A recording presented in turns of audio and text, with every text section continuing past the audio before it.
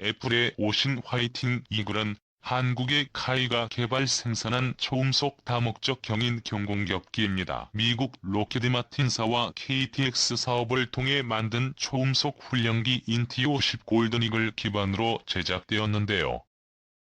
성능은 종전의 포5보다는 훨씬 뛰어나고 F-16보다는 약간 뒤처지는 수준입니다. 96을 기준으로 추력 대중량비 부족으로 인해 특정 속도에서 지속 회전율이 F-16의 8% 수준이고 가속력이나 상승률 등은 F-16의 5만 PT에 비하면 F-휴식은 36,000 핏으로 70% 수준입니다. 즉 제공 임무 기준 종합적인 기동 능력은 떨어지는 반면에 낮은 인명 하중을 확보하고 양육 효율 향상에 중점을 두어 시속 속도와 코너 속도가 낮고 중간 손해율은 우수한 것으로 알려져 있습니다. 이는 고등 훈련기로서의 전형적인 비행 특성인데요. 비행 성능 면에서 30년이 넘게 기술 격차가 있는 F5와 비교할 경우 당연히 이후에 있는데 순수 제공 전투기로 개발된 F-16과 비교하면 비행 성능은 밀리지만 전자장비의 수준은 우수합니다. 특히 소형이면서도 다재다능한 ELA-232 멀티모드 레이더를 기본으로 장착하여 전투기로서의 기본적인 상황인식 능력과 중거리 공대공 전투 능력 구비를 위한 발판을 확보했다는 점이 특징입니다. F-의식 개발 당시 미국과 합의에 의해 F-50의 성능은 F-12개월 뒤에 일정 수준까지로만 제한한다는 계약이 있었습니다.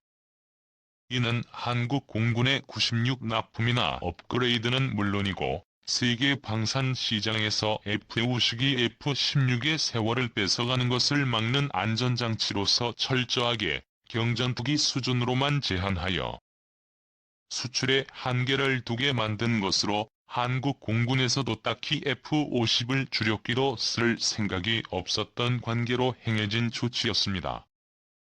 그러던 것이 F-16부의 블록 70의 등장으로 성능 제약의 상한선이 블록 50개월에 가까운 수준까지 올라가서 상당한 수준의 업그레이드가 가능해졌고 KF-TEX를 준비 중인 대한민국 공군에는 F-50에 관심을 갖고 있는 중소기업가들에게는 가격과 성능에 비해 아쉬웠던 비분야를 포함한 공대공 전투 능력 향상을 기대할 수 있게 된 것입니다. 타이는 작년 한아세안 특별정상회의 참석차 방한한 말레이시아 총리 일행이 군사를 예방해 항공기 생산 현장을 시찰했는데요.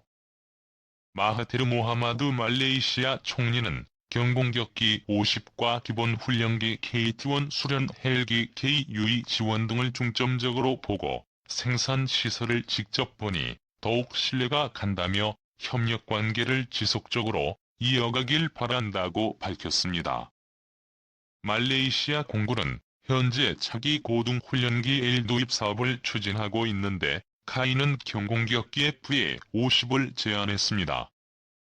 FA-50은 높은 가동률을 기반으로 한국 공군에게 성능을 인정받은 제품이기 때문에 말레이시아가 F-항공기를 선정하면 아세안 10개국 중 인도네시아, 필리핀, 태국에 이어 네 번째로 구매하는 국가가 되는 것입니다. 2017년 T-50 훈련기 F-5시경 전투기를 합해 총 60세대 수출의 규모는 총 29 3천만 달러 약 3조 3천억 원입니다. 경전투기 FA-은 2016년 말까지 필리핀 12대, 이라크 24대를 수주받았고 2017년까지 주문받은 전량 인도되지는 않았는데요. 현재 생산되는 대로 인도되고 있는 상황입니다. 한국의 첫 군용 제트기임을 고려하면 준수한 수출 실적이긴 하지만 순수 훈련기 버전은 입찰 건수 대비 수주 실적이 나쁜 반면 경전투기 버전은 상대적으로 수주 성공률이 좋은 편입니다. 훈련기로서는 가격대 성능비가 나쁘지만 이번 F-16의 업그레이드로 FA-50 성능 개량으로 인해 F-16 뒤 블록 50까지의 성능으로 개량이 가능해지면서 경전투기로서는 오히려 가격대 성능비가 우수하기 때문인데요. 이는 전술핵무기이면서 고등훈련기를 병행하는 T-50의 컨셉과 연관이 있습니다. 훈련기와 경전투기 공격기 역할을 동시에 수행하는 컨셉은 일장일단이 있습니다. 일단 가격이 높아졌지만 체계를 통합해서 줄어드는 비용도 적지 않기 때문입니다. 훈련 속도가 느리면 고속이 요구되는 전술훈련에 고속 성능을 가진 별도의 전술 핵무기나 일반 전술기를 동원해야 합니다. 이러면 비용이 이르므로 훈련기에도 고속 성능이 필요하게 됩니다. 그러나 이는 다소 안 맞는 부분도 있는데요. 조종사들이 실전을 몰고 나갈 전투기를 몰려면 결국 기종 전환 훈련 및 기종을 이용한 전술 훈련이 필요해지며 이때는 해당 기종을 동원할 수밖에 없습니다. 때문에 고등훈련기 전술 핵무기 전술기가 임무 영역 및 운용 비중을 결정해야 하며 여기엔 각 나라 공군이 처한 상황에 따라 전체 전력의 평시 및 유사시 전술기 동원 비율과 운용 사상 등이 반영돼야 합니다. 훈련기를 오로지 순수한 훈련 용도로만 쓰는 입장에서는 경전투기 임무를 염두에 둔 스펙은 오버, 고비용 지출의 원인만 될 뿐입니다. 이 점이 여실히 드러난 것이 미공군의 CS 프로그램입니다.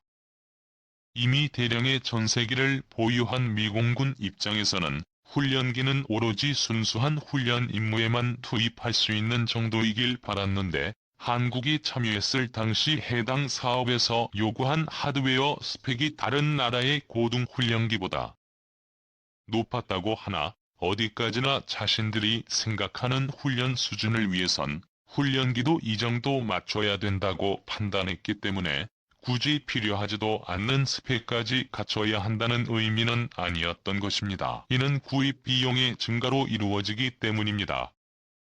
반면 한 대 전속이라도 아쉬운 나라의 공군에서는 유사시 경전투기로 투입할 수 있는 겸용 기종이 매력적일 수 있습니다.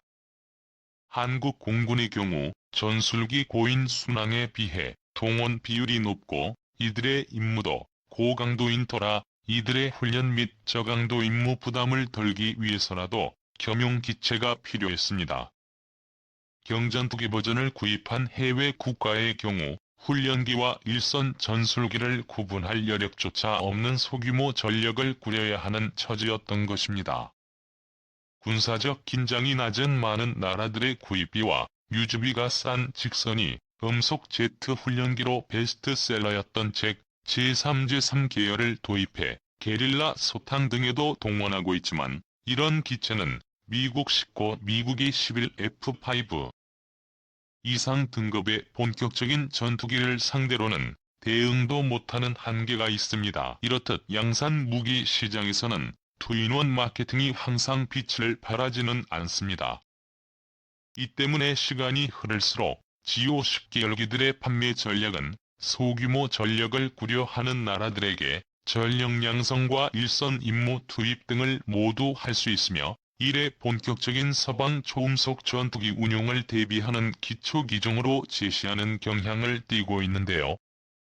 그래서 현재 판매가 확정되거나 판촉 중인 T-50들도 대부분 실제 사양은 FA-50에 가깝습니다. 순수한 훈련기 버전으로서 T-50의 경쟁 기종인 이탈리아의 M34, 6. 러시아의 야크-130 그리고 중국의 L-15가 있습니다. 흥미로운 점은 3개국의 훈련기가 모두 같은 계열이라는 점입니다. 기본 기종은 야크-230으로 이탈리아가 러시아와 제휴해서 야크-130을 모태로 만든 기체가 M34, 6이고 L-15는 중국이 러시아와 정식으로 협력해서 만든 기체는 아니지만 야크의 상공 개발진이 참여해서 개발했습니다. 그래서 세 기종이 비슷한 형태를 취하고 있는데요. 다만 L-15는 설계 개념과 성능이 나머지들과는 구별되기도 합니다. 한편 FA-50 같은 경전투기 사양으로 넘어가면 유력한 경쟁자가 아직까지는 없습니다. 이탈리아의 M32분 무장 운용 능력의 개발이 뒤처졌고 러시아의 야크-130, 중국의 L-15등은 러시아 등급권 유지 무기를 운용하는 제3세계 국가 위주로 판매되기 때문인데요. 가난한 친서방 성향 국가들이 주판매 대상인 FA-50가는 타깃이 다르지만 구매국에서 금전적으로 조금 무리해서라도 전투기 전력을 따로 구성하려는 경우엔 일성급 전투기 중에서는 그래도 가격이 싼 중고 그림판이나 위그-29가 경쟁 상대로 등장합니다. 2017년 기준 전세계 전투기 대수는 약 1만 5천 대 수준이고 연간 500대 정도의 신규 교체 수요가 있습니다. 고등훈련기는 대체로 전투기 대수의 5분의 1에서 8분의 1 정도이므로 연간 70에서 100대 정도의 고등훈련기 수요가 생긴다는 뜻인데요. D-50과 FA-50은 훌륭한 고등훈련기이며 저렴한 경전투기 공격기 수요를 동시에 누릴 수 있는 특징이 있습니다. 하지만 앞서 설명드린 것과 같이 시간이 지날수록 중소규모 공군을 운영하는 나라에만 있는 훈련기경 전투기 겸용기를 요구하는 틈새 시장만 노리고 있는 처지가 되어가고 있는 것입니다. 특히 2018년 미공군 차기 훈련기 사업이 JX 프로그램 수주 실패에 따라 순수 훈련기 시장에서 칠식의 사업 확장 가능성은 사실상 사라졌다고 전문가들은 평가합니다. 이미 KO보다 가성비가 좋은 34, 6이 있는 데다 조금만 더 기다리면 그보다도 더 좋고 값싼 보잉의 BJX가 나오는데 굳이 비싸고 가성비도 떨어지는 T-50을 구매할 이유가 없다는 것입니다. 티모시 계열들에게 남은 선택지는 지금까지 입찰을 통해 얻은 수주 규모가 체스 프로그램에서의 개량점을 본격 적용하여 지금보다 더 개선된 F-50으로 경전투기 시장에서 맞붙는 것이 더 효과적입니다. 하지만 그조차도 M3 사줄까 BTX가 무장 능력을 갖추게 되는 순간 이전과는 비교도 안 될 수준의 경쟁이 붙게 됩니다. 한국이 어렵게 개발한 TO 계열기를 세계 시장에서 도태시키지 않기 위해서는 개량을 서둘러야 할 필요가 있습니다.